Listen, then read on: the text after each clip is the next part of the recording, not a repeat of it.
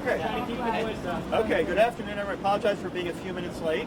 I am here today at our Children's Center for two reasons. One is I wanted to check on the child who was involved in the incident here recently, make sure that he is doing okay.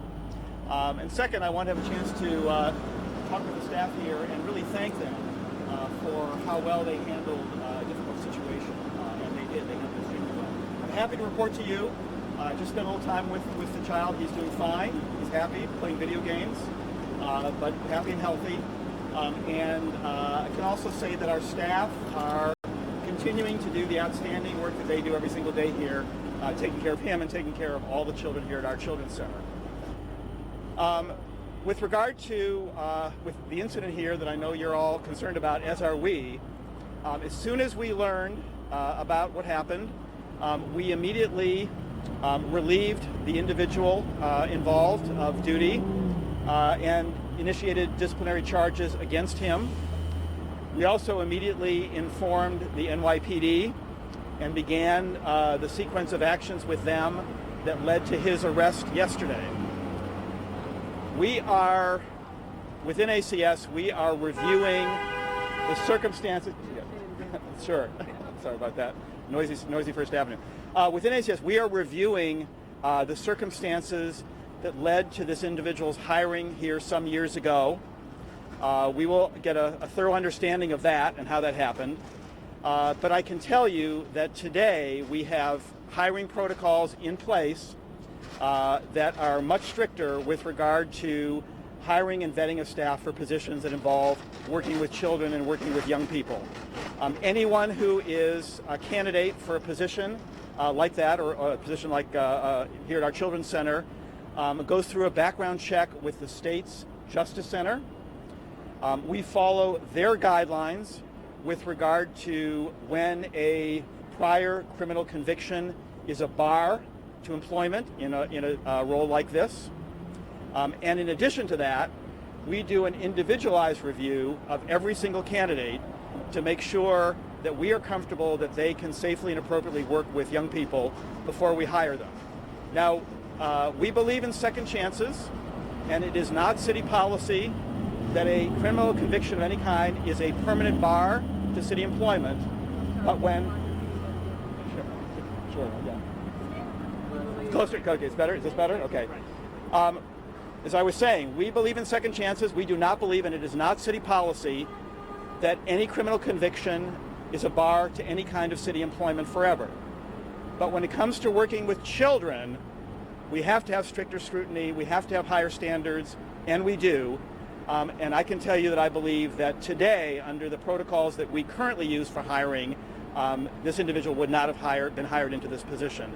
We have zero tolerance for violence against children, and one of the reasons I'm here today is to reassure all of our staff that we're doing everything we can to make sure that that commitment is realized in everything that we do.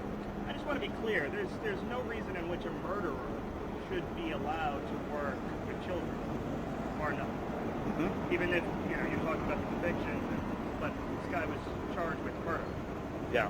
Well, let me tell you, as I said, we use the guidelines of the state's Justice Center. Under those guidelines, if an individual has a prior conviction of any kind of sexual offense, that is a permanent bar. Any kind of offense involving child endangerment, that's a permanent bar. And any kind of a felony offense, that's a bar if it occurred within the previous 10 years. It actually is not a permanent bar under state Justice Department's Justice Center standards that we use.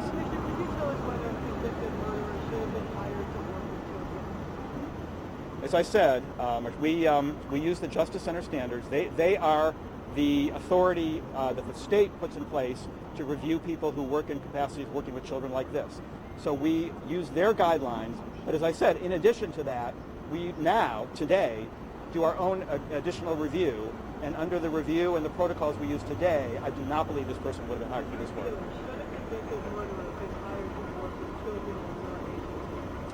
The most important thing for us is child safety, and we will do everything we can to ensure that any child that is under our supervision is safe.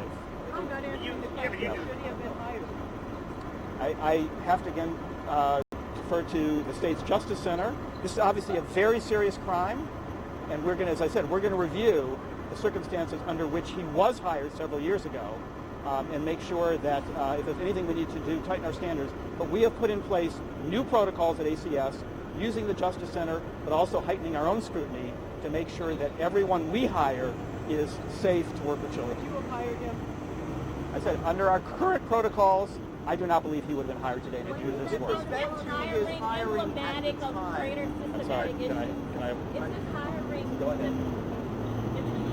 emblematic of systemic issues? Well, as I said, under our current protocol, our current protocols.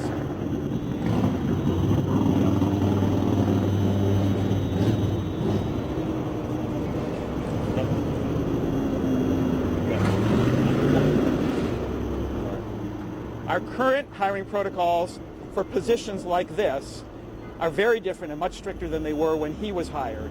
We want to make sure that there is no one else that was hired previously. So the other thing we are initiating now is spot checks on individuals who were hired previously to make sure that the vetting, and if we need to do additional vetting, we'll do that to make sure they meet our current standards. Did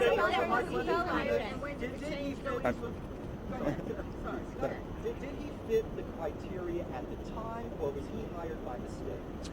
We're doing a thorough investigation of that hiring, which took place several years ago, to answer exactly that question. So you don't know. We're doing an investigation to answer that question. What was the criteria change? As you know, I came on as commissioner about a year and a half ago.